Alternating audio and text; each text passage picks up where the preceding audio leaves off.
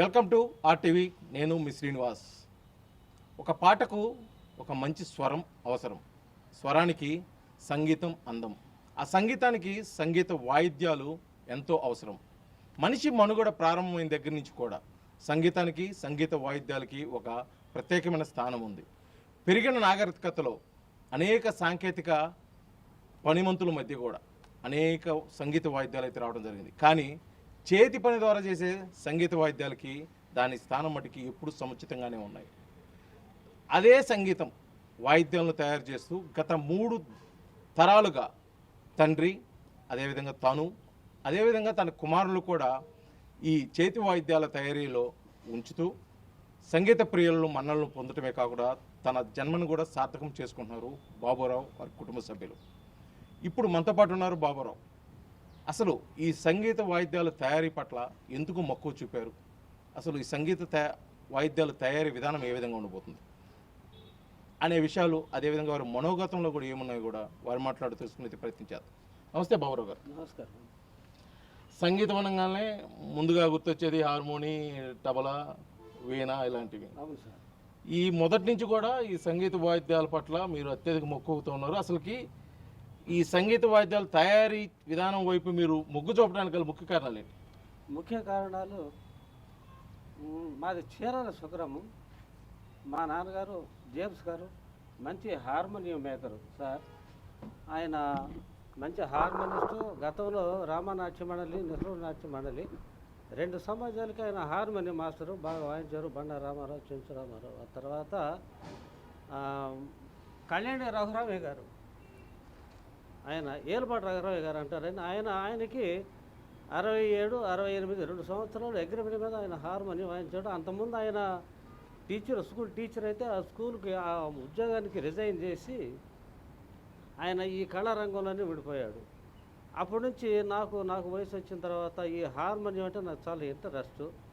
చక్కగా నేను కూడా ప్లే చేస్తాను మా నాన్నగారిలాగా.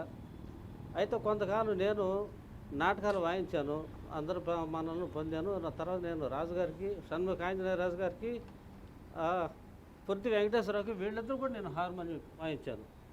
ఆ తర్వాత ఈ వర్క్ కూడా నేర్చుకోవాలని నాకు చాలా ఇంట్రెస్ట్ కలిగింది. నేను 7th క్లాస్ చదువుతూ ఫెయిల్ అయితే మా నాన్నగారు ఈ వర్క్లో పెట్టాడు, ఈ వర్క్ అనే నేర్చుకోరా అని. ఆ తర్వాత ఈ వర్క్లో నేను ఇప్పటివరకు మంచి పేరు తెచ్చుకున్నాను. మా నాన్నగారు కాలం చేసిన తర్వాత కూడా నేను ఒంగోలు వచ్చాను. ఒంగోలు వచ్చిన తర్వాత ఇక్కడ నాకు చాలామంది ఆర్టిస్టులు అందరూ కూడా నాకు చాలా సహకరించారు.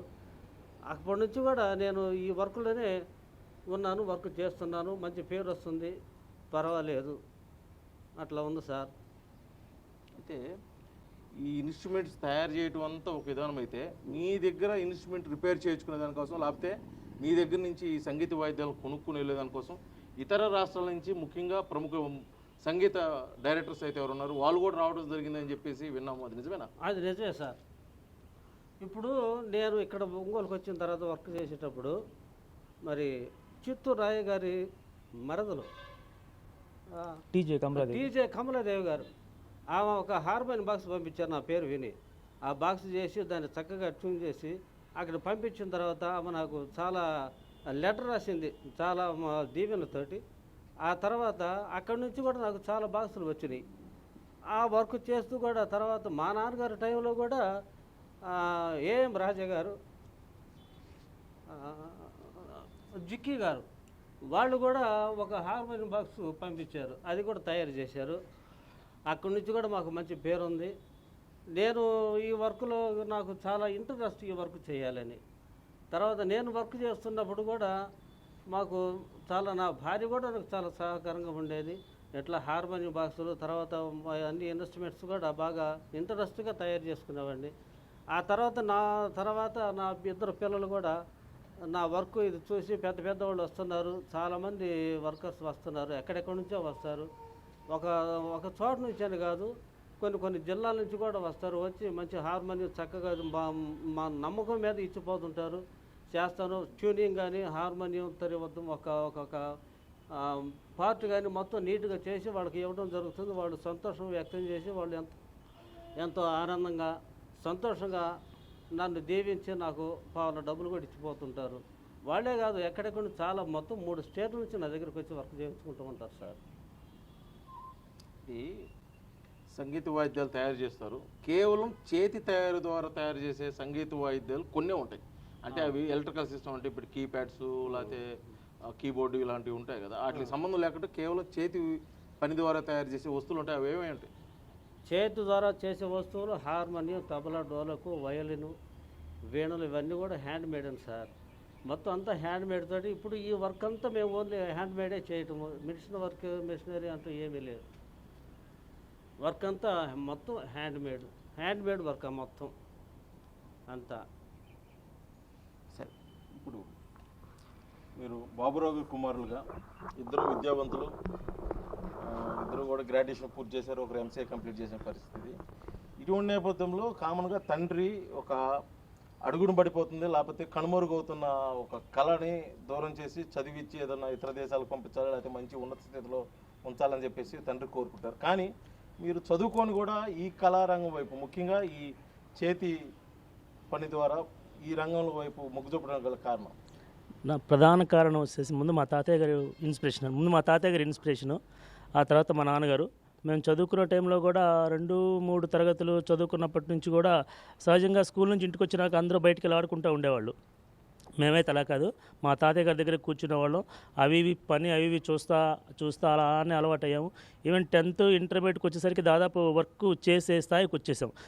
దీని మీద గల ఇంట్రెస్ట్, కేవలం హార్మోనియం వర్క్ మీద ఉన్న ఇంట్రెస్ట్తోనే మేము జాబ్లు ఏమేమి చూసుకోకుండా వర్క్లో దిగడం జరిగిందన్న. ఇప్పుడు మీరు ఈ ఇన్స్ట్రుమెంట్స్ తయారు చేస్తుంటారు, ఇప్పుడు ఎలక్ట్రికల్గా చాలా వస్తున్నాయి. ఆల్రెడీ సంగీత డైరెక్టర్స్ మొత్తం వాడుతుంది, అప్డేటెడ్. వాటికి వీటికి మధ్య తేడా ఏమేమి ఉంటుంది? మాన్యువల్ ఇన్స్ట్రుమెంట్కి, హార్మోనియంకి ఖచ్చితంగా దీంట్లో ఉన్న ఒరిజినాలిటీ వాయిస్ ఎలక్ట్రానిక్లో ఎప్పటికీ అది మనం కరెక్ట్గా వినలేమన్నా. ఇప్పటికీ కూడా హార్మోనియము, తబలా ఇట్లాంటి లైవ్ ఇన్స్ట్రుమెంట్స్ ఏవైతే మనం చక్కగా వాటిని ప్లే చేస్తారో, దీంట్లో ఏంటంటే పూర్తి స్థాయిలో ఒక సాంగ్ని పూర్తిగా ప్లే చేయొచ్చు. అలా అట్లే ఈ ఎలక్ట్రానిక్ వాటిలో బిట్ వర్క్ మాత్రమే చేస్తారు. హార్మోనియంలో ఉన్న ఒరిజినాలిటీ వాస్తవం చెప్పాలంటే పాటకి ప్రాణం పోస్తుంది హార్మోనియం వాయిస్. అది కూడా ఎట్లా అంటే హ్యాండ్ మేడ్ ఇన్స్ట్రుమెంట్స్ అన్నీ అట్లాగే ఉంటాయి. తయారీ విధానంలో ఏంటి వాడే వుడ్ కానీ ఇన్స్ట్రుమెంట్స్ కానీ ఏదైనా డిఫరెంట్గా ప్రత్యేకించి ఎక్కడి నుంచి తెప్పిస్తారా, లేకపోతే మీకు అందుబాటులో? దీని రా మెటీరియల్ అంటే దీని ముడిసరికి అయితే మాత్రం మనకి టేకు అదంతా లోకల్గానే దొరుకుతుంది సార్. కాకపోతే ఈ పనస, జాజి మాత్రం చాలా దూరం నుంచి సేకరించాల్సి వస్తుంది. ఎట్లా అంటే చెన్నై, కేరళ అటువైపు నుంచి ఓన్లీ జాజి వుడ్ వస్తుంది, జాజి పనస దొరుకుతుంది, అక్కడే దొరుకుతుంది కేవలం. ఇకపోతే దీనికి ఉండే కొన్ని బ్రాస్ ఇన్స్ట్రుమెంట్స్, మెటీరియల్స్, రా మెటీరియల్స్, అట్లాగే మిగతా ఇవన్నీ మాత్రం మనకి కలకత్తా, ముంబై అటువైపు నుంచి రా మెటీరియల్ రావాల్సిందే. దీని మెటీరియల్ సేకరణ కూడా చాలా కష్టంగానే ఉంటుంది. మీరు ఈ ఇన్స్ట్రుమెంట్స్ ఇప్పుడు ప్రతిదీ మార్కెట్లో దొరుకుతుంది, ఒక నిర్దేశమైన ధర కూడా నిర్ణయించడం జరుగుతుంది. వీటికి అంటే మీరు చేతి ద్వారా తయారు చేసే సంగీత వాయిద్యాలకి బయట మార్కెట్లో ఎలక్ట్రికల్ దొరుకుతున్న వాయిద్యాలకి వ్యత్యాసం ఏమైనా ఉందా? ముఖ్యంగా రేటు విషయంలో ఏ విధంగా ఉంది? నా రేటు విషయంలో అయితే గతంతో పోలిస్తే ఇప్పుడున్నది సమ్ బెటర్ రేటుతో పోలిస్తే. ఇక మిగతా ఇన్స్ట్రుమెంట్స్ అంటే అవి కీబోర్డ్స్ వాటి ఇది వేరు, వాటికి వీటికి అసలు పొంతనే లేదు. రేటు విషయంలో కూడా అవి చాలా హైయెస్ట్, చాలా కాస్ట్లీలో చాలా హై రేట్లో ఉంటాయి.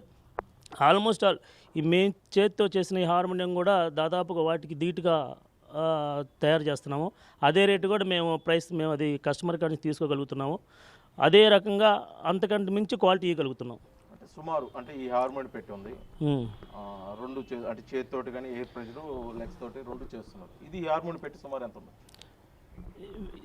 ఈ హార్మోనియం అయితే దాదాపు 1,60,000 దీని కాస్ట్ ఉంటుందన్న. దీంట్లో వాడే మెటీరియల్ కూడా చాలా చాలా కాస్ట్లీ మెటీరియల్ వాడుతున్నాం దీంట్లో, అందువల్ల ఇంత కాస్ట్ చేయగలుగుతుంది. ముఖ్యంగా దీంట్లో వాడే టేకు బల్లాస టేక్నే వాడతాము, వేరే టేక్ ఏం వాడము. లోపలేస్ రీడ్స్ కూడా జర్మన్ రీడ్సే వేస్తాము, వేరే క్వాలిటీ లోకల్ రీడ్స్ ఏమేమో. కనుక దీన్ని ఆ రీడ్స్, ఈ టేక్, ఆ బోర్డ్ మేకింగ్ అన్నిటికంటే మెయిన్ దీని మ్యానుఫ్యాక్చరింగ్, దీనికి అయ్యే టైము, దీన్ని చాలా అంటే ఎలా పడితే అలా చేసే వర్క్ కాదు, చాలా తెలివిగా చాలా జ్ఞానంతో చేసిన పని ఇది. దానికి సంబంధించి దీనికి ఇంత రేటు ఉంటుందన్న. ముఖ్యంగా ఇటీవల కాలంలో అంతా టెక్నాలజీ వైపు వెళ్తున్నారు. చదువుకున్న వాళ్ళు, చదువు లేని వాళ్ళు కానీ, లేకపోతే అసలు చదువు వైపు మొగ్గు చూపిన వాళ్ళు కూడా ఏదో దంట వెళ్తున్నారు. కానీ వంశపారంపర్యంగా వస్తున్నటువంటి ఇలాంటి కళల పట్ల కానీ, వృత్తి పట్ల కానీ మొగ్గు చూపట్లేదు. చదువుకున్న యువకులుగా మీరు ఇటువంటి కళల గురించి మీరు ఏదైనా సలహా ఇవ్వదలుచుకుంటే ఏమిస్తారు? నా సలహా అంటే ఇది ఎట్లా అయిపోయిందంటే అనేది మా కులవృత్తిలాగా అయిపోయింది. చెప్పాలంటే కులవృత్తిలాగా అయిపోయింది. మా తాతయ్య గారు, మా నాన్నగారు, మేము ఇది ఎట్లా అంటే 3 తరాల నుంచి మమ్మల్ని ఈ వర్క్ మమ్మల్ని పోషిస్తూ ఉంది. అది కూడా కాక మాకున్న గొప్ప సాటిస్ఫాక్షన్ ఏంటంటే మాకు ఇన్స్ట్రుమెంట్ తయారు చేసిన తర్వాత అది బజార్లోకి వెళ్ళిన తర్వాత ఒక గొప్ప ఆర్టిస్ట్, మంచి ఆర్టిస్ట్ దాన్ని ప్లే చేసిన తర్వాత ఆ వచ్చే ప్రశంసలు మనలు ఉంటాయి, అవి చాలా హ్యాపీగా ఉంటాయి మాకు మేము అనుకుంటుంటే మిగతా జనరేషన్ వాళ్ళు ఎలా తెలియదు కానీ మేమైతే మళ్ళీ కుదిరితే కనుక మా నాన్నగారు మాకెలా ఈ వర్క్ నేర్పించారు, మేము కూడా మా పిల్లలకి ఇది పోకుండా నేర్పించాలనే ఆశతో ఉన్నామని ఖచ్చితంగా నేర్పిస్తాం కూడా ఈ వర్క్ని. ఈ విధంగా అంటే సంగీత వాయిద్యాలు తయారు చేసేవాళ్ళు రాష్ట్ర వ్యాప్తంగా ఇప్పుడు చూసుకుంటే వేల మీద లెక్కవచ్చు. మీ దృష్టిలో ఇలాగ తయారు చేసే ప్రాంతాలు కానీ అంటే ముఖ్యంగా విజయనగరం, ఎందుకంటే సంగీతానికి మంచి ప్రాధాన్యత ఉన్న ఏరియా, అలాగే ఎంతమంది ఉండొచ్చు? లేకపోతే మీరు దీనికి సంబంధించి ఏదైనా ఒక ఇన్స్ట్రుమెంట్స్ తయారు చేసే స్కూల్స్ లాగా కానీ, లేకపోతే ఒక ఇండస్ట్రీ లాగా కానీ భవిష్యత్తులో ఏదైనా చేయబోతున్నారు? ఇవి చేసేవాళ్ళంటే యాక్చువల్గా వేళ్ల మీద లెక్క పెట్టుకోవాలన్నా గట్టిగా ఒక 6, 5 అంటే ఒక 10 మంది లోపలే ఉంటారు. అయితే రాష్ట్రం మొత్తం మీద అది కూడా. ఇంకోటి ఏంటంటే ఈ వర్క్ నేర్చుకునే విధానం ఉంది అంటే దీని మీద ఇంత మైండ్ పెట్టి అంత టైం వెచ్చించి నేర్చుకునే ఇంట్రెస్ట్ మరి ప్రస్తుతం ఇప్పుడున్న జనరేషన్కి ఉండకపోవచ్చు చెప్పలేము. ఒకవేళ మనం ఏదైనా అట్లాగే నేర్పించాలి, స్కూల్ ఏదైనా పెడదామని అనుకున్నా కూడా ఖచ్చితంగా అలాంటి ఆలోచన అయితే మాత్రం ఖచ్చితంగా ఇంప్లిమెంట్ చేస్తామన్నా. ఇది ఒకవేళ ఈ జనరేషన్లో అంత కష్టాన్ని, ఇంత వర్క్ని, ఇంత నైపుణ్యాన్ని నేర్చుకుంటారా అనేది ఆలోచించాల్సిందే. బాబురావు గారు, మీ నాన్నగారి దగ్గర నుంచి మీ దగ్గర నుంచి మీ పిల్లలకి ఇది వంశపారంపర్యంగా మీ పిల్లలు చెప్పిన విధంగా ఒక కులవృత్తిగా మేము భావించి, దైవంగా భావించి మమ్మల్ని పోషిస్తుంది కాబట్టి మేము దాని వైపు మొగ్గు చూపుతున్నామని చెప్పేసి ఉన్నారు. ఇంత కష్టసాధ్యమైనటువంటి ఈ తయారీ విధానానికి కానీ ప్రభుత్వం నుంచి కానీ, లేకపోతే ఇంకా మరి ఏ ఇతర ద్వారానైనా సరే మీకు ఏమైనా సహాయ సహకారాలు అందుతున్నాయి అంటే సబ్సిడీలు ఇవ్వటం కానీ, లేకపోతే ఏదైనా ప్రోత్సాహకంగా లోన్లు ఇవ్వటం కానీ ఇలా కానీ? అవేమి లేవు సార్. ఇంతవరకు మేము గవర్నమెంట్ ద్వారా ఏది ఒక లోన్ కానీ లేకపోతే ఇంకేమైనా తీసుకోవడం అనేది జరగలేదు. కానీ అప్పటి నుంచి కూడా మా నాన్నగారి తరం దగ్గర నుంచి కూడా మామూలు ఓన్గానే చేసుకుంటున్నాము.